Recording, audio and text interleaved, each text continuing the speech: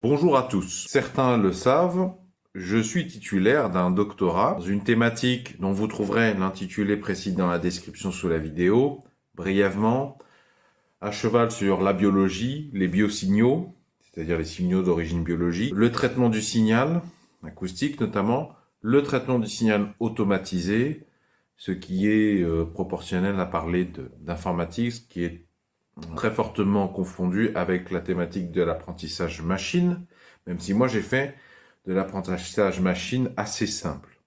Aujourd'hui, je voudrais vous parler, en tant que spécialiste de cette thématique, en tant qu'utilisateur de Linux aussi, et en tant que bricoleur, comment faire pour fabriquer un outil informatique automatisé, quasiment complètement, et gratuit pour tous, sans contrepartie, sans échanger pour un email ou autre chose.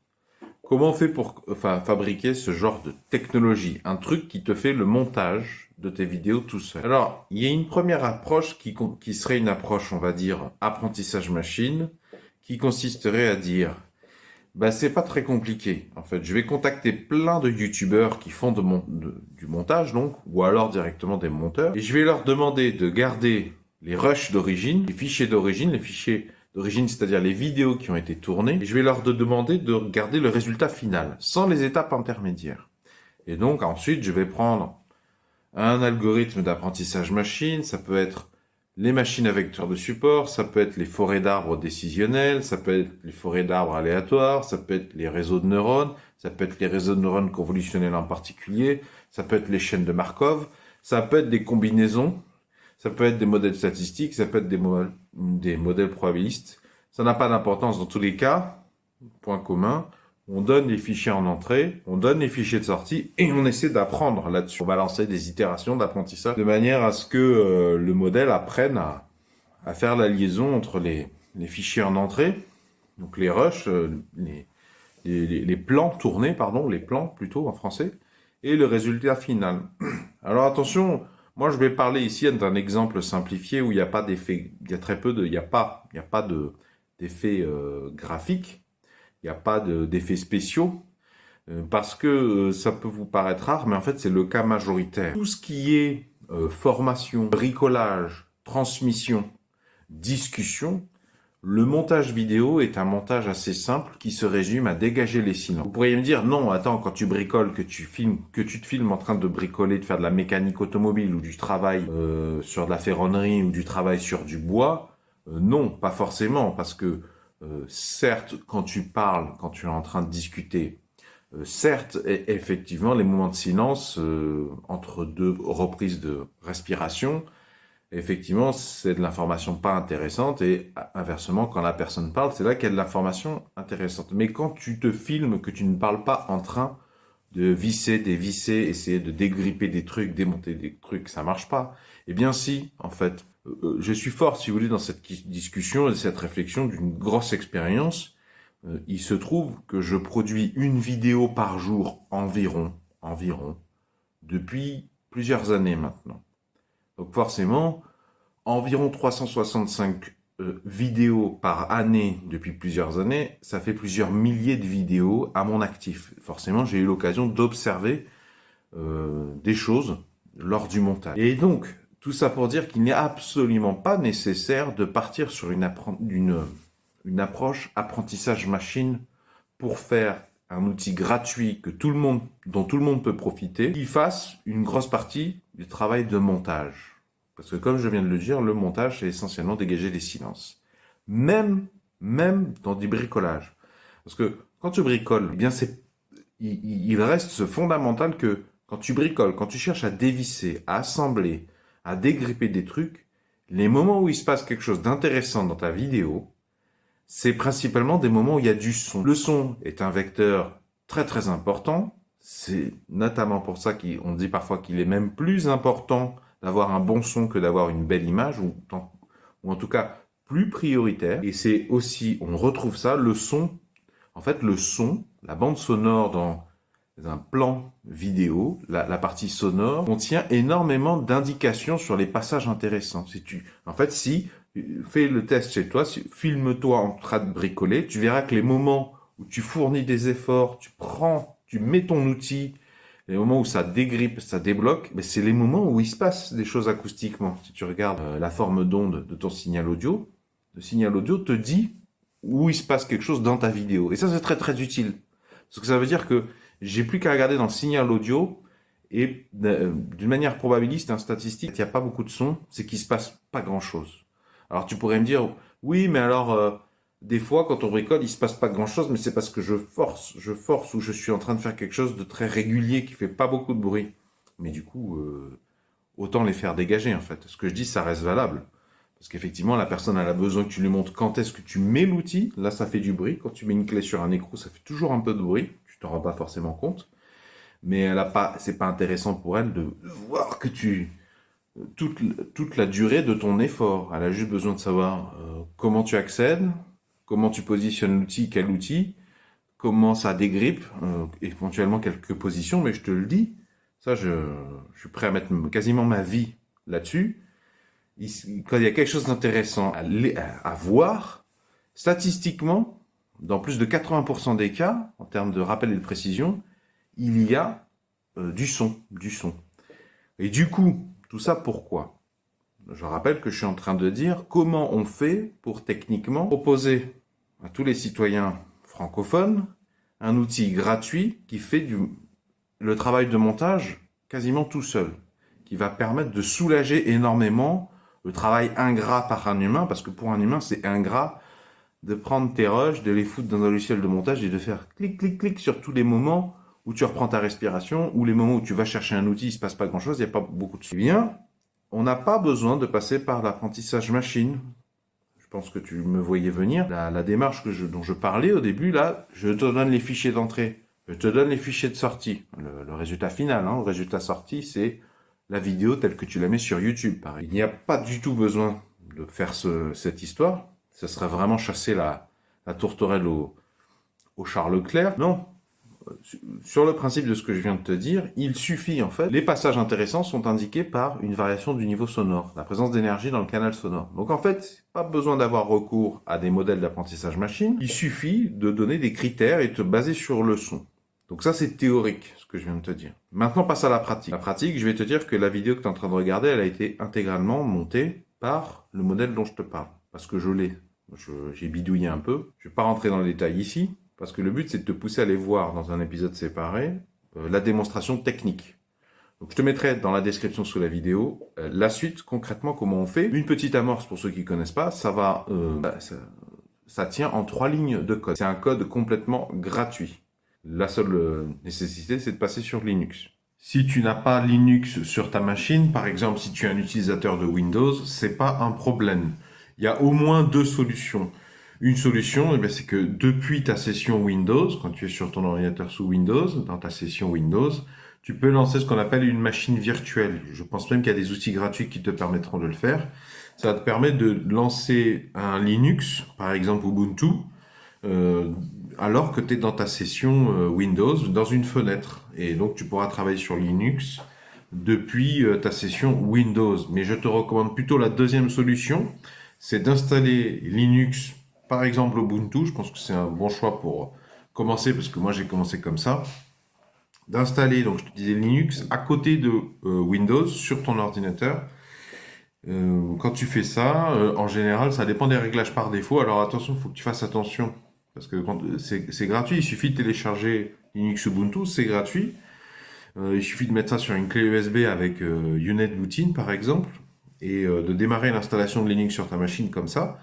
Mais il faut faire attention à bien indiquer que tu veux de ne pas toucher, enfin de juste raccourcir un peu Windows pour pouvoir loger Linux Ubuntu. En plus, c'est facile parce que Linux Ubuntu, une des raisons pour lesquelles c'est un système d'exploitation bien meilleur que celui de Windows et Apple, je te le fais pas dire. Encore plus, une des raisons, c'est que ça a besoin de peu d'espace en fait. Donc, il suffit sur ton disque dur de 300, 500 gigaoctets, 1 Tera, tu as bien 10, 15 gigaoctets à donner à Linux. C'est largement suffisant. Le système, je crois qu'il a, il a besoin de... je dirais même pas 1 gigaoctet pour s'installer. Tout le reste, ce sera de l'espace Linux de stockage. Et donc, je te disais, il vaut mieux que tu installes Linux à côté de Windows, Alors, selon les réglages, quand tu vas démarrer ta machine, quand tu auras fini, en général, ce qui se passe, c'est tu vas avoir un écran avant l'ouverture de ton Windows comme d'habitude. Il y aura 3-4 lignes. La première ligne, ce sera Windows. Et les autres lignes, ce sera Linux. Et par défaut, généralement, si tu ne touches à rien, au bout de 4 secondes, il sélectionne la première ligne. Et par défaut, en général, c'est Windows. Ça change rien pour toi, tu vois, à part perdre 3-4 secondes au démarrage. Et tu peux modifier ce délai si tu veux, ou l'ordre.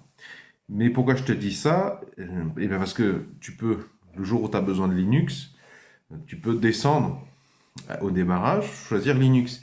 Et ça va te servir, même si tu détestes Linux, admettons que tu détestes Linux, eh bien, un jour, inévitablement, c'est une caractéristique de Windows et d'Apple, ta session Windows sera cassée. Il y aura un problème grave sur ton Windows.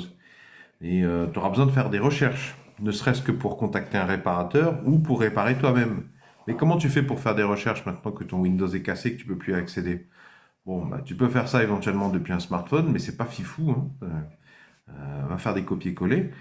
Eh bien, tu auras Linux. Moi, ça s'est passé comme ça. En fait, mon père, il connaissait rien en Linux. Mais un jour, ça marche tellement mal Windows. Un jour, Windows, encore une fois, marchait pas. Et ben, donc, il s'est lancé sur Linux et il a vu que pour des tâches de bureautique assez simples, ben, c'est largement suffisant. Et puis en plus, c'est plus rapide à charger. Il y a moins de latence. Il y a moins de virus. Donc lui, ça l'a rangé au bout d'un moment. C'est comme ça qu'il est tombé dans Linux et qu'au bout d'un moment, en fait, il allait plus que sur Linux. Tellement c'était plus facile. Et puis surtout, ce que je voulais te dire en plus, c'est que quand tu fais comme ça, quand tu installes Linux à côté de Windows, c'est que quand tu te connectes à Linux, tu peux quand même accéder à Windows. Pas tout le temps, mais généralement oui. Donc si tu veux prendre un fichier qui est sur Linux et l'envoyer le bout Windows, c'est possible. Généralement, c'est pas possible depuis Windows. C'est-à-dire que quand tu installes Linux en dur sur ta machine à côté de Windows, quand tu ouvres ta session Windows, tu peux pas y envoyer des fichiers sur ta session Linux, à ma connaissance, hein. Par contre, sous Linux, si, Linux détecte bien qu'il y a un Windows à côté de lui, tu peux envoyer des fichiers. Si c'est pour une réparation, dans certains cas, pour réparer, ben, il faut aller modifier un fichier de configuration ou annuler une mise à jour ou que sais-je, ou faire une recherche. Et donc, ça c'est très, très, très utile. Tu peux même lancer des analyses d'antivirus depuis Linux vers les volumes de Windows. Désolé, c'est la machine à café. Je sais que parmi vous, il y a des parents qui veulent accompagner leur enfant dans le monde actuel, avec l'importance que les réseaux sociaux ont pris pour leur enfant, et les parents qui essaient de faire les choses bien, de protéger leurs gamins et d'amplifier leur créativité, qui veulent accompagner leur enfant de manière à ce que leur enfant, certes, il aille chez les réseaux sociaux, parce que de toute façon, il ira même si on essaye de l'en empêcher, mais qu'il ne se coince pas dans un trou de passivité, de consommation, de moutons, et au contraire qu'il devienne plutôt actif, créateur, puisque là je suis en train de vous parler d'un outil gratuit, que je vous mets dans la description sous la vidéo, accessible dès maintenant sans contrepartie.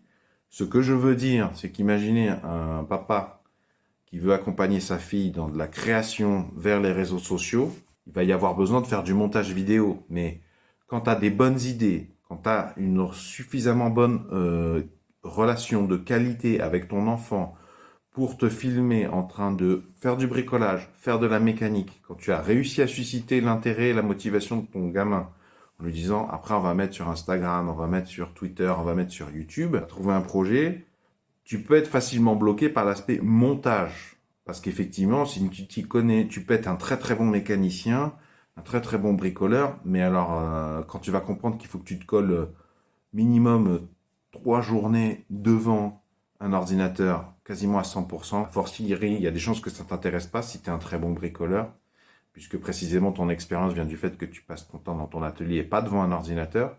Du coup, l'outil dont je te parle, il est très très important. C'est très très important.